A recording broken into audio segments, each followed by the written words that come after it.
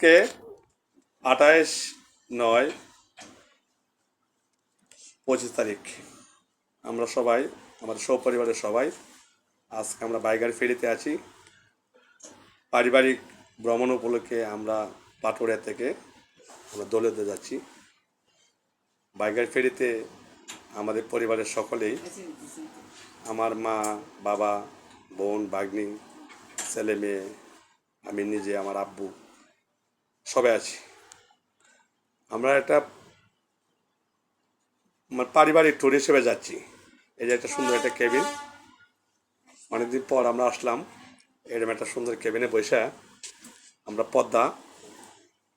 পদ্মা নদীতে পাটুরিয়া থেকে দৌলত দিকে যাচ্ছি। কিছুক্ষণ পরে ফেরি চালু হবে। আমরা এখন ভিআইপি যে কেবিন, সেই কেবিনে আমরা অপেক্ষমান।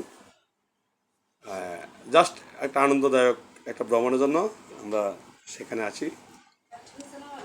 আমার ছেলে মেয়ে, ভাগ্নিদের আপত্তি রক্ষা করতে গিয়ে আজকে এই ভ্রমণ। সকলেই এরকম ভ্রমণ প্রযোজ্য সকলের জন্য।